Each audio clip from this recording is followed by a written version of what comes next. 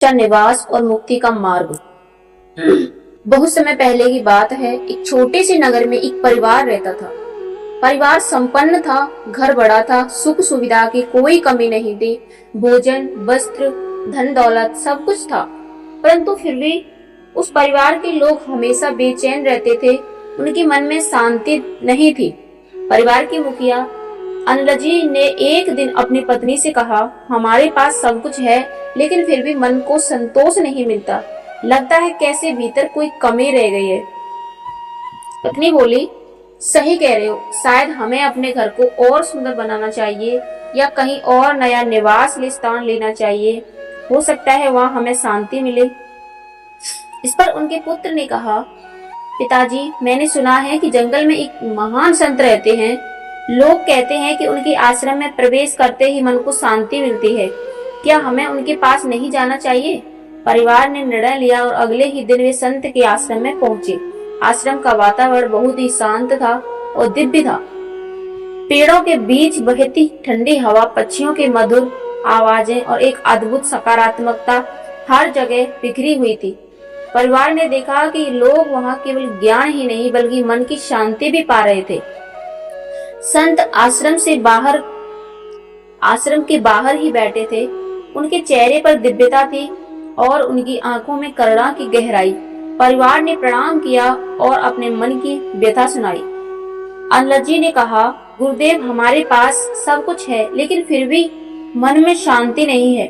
हमने सोचा शायद अच्छा स्थान ही जीवन को सुंदर बनाता है, लेकिन अब हम समझ नहीं आता कि असली सुख कहाँ है। संत मुस्कुराए और बोले, पुत्र, अच्छा जीवन केवल धन, मुस्कान, मकान और सुख सुविधा से नहीं बनता। एक अच्छा निवास का स्थान वही होता है जहाँ सकारात्मकता हो, जहाँ सत्य और भक्ति का वातावरण हो, जहाँ मनुष्य अपने भीतर झांक सके। देखो, महापुरुष और ज्ञानी पंडित जहाँ भी रहते हैं वहाँ स्थान विशेष हो जाता है, क्योंकि वहाँ की ऊर्जा पवित्र होती है। वहाँ देवता एक रमण करते हैं। कारण यह नहीं कि वह स्थान भौतिक रूप से सुंदर है, बल्कि इसलिए कि वहाँ आत्मिक प्रकाश फैलता हुआ होता है। उन्होंने आगे कहा, जीवन का उद्देश्य केवल जीना नहीं है। पेड़ पौधे भी जीवन जीते हैं, पशु पक्षी भी जीवन जीते हैं, किंतु मनुष्य का जीवन विशेष है। उनका उद्देश्य है कि मुक्ति का मार्ग खोजना।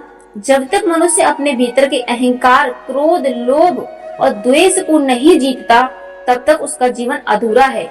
मुक्ति का मार्ग कठिन नहीं है, बस जरूरत है कि सही गुरु को पहचानने की, अपने भीतर झांकने की और अपने दोषों पर विजय पाने की। जब यह हो जाएगा तब जीवन अपने आप सुंदर और शांत हो जाएगा। संत के वचनों ने परिवार की आंखें खोल दी। उन्हें समझ आ गया कि सुख बाहर नहीं बल्कि भीतर है। नया घर, नया स्थान या अधिक धन उन्हें शांति नहीं दे सकता। शांति तभी मिलेगी जब मन शुद्ध होगा और जीवन का उद्देश्य मुक्ति की ओर रहेगा।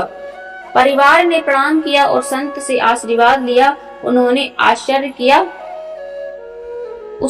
निश्चय किया कि वे अब भी केवल बाहरी सुखों के पीछे नहीं भागेंगे बल्कि आत्मिक शांति और मुक्ति के मार्ग पर चलेंगे। तभी मानो वृक्ष के बीच से एक दिव्य स्वर गूंजा।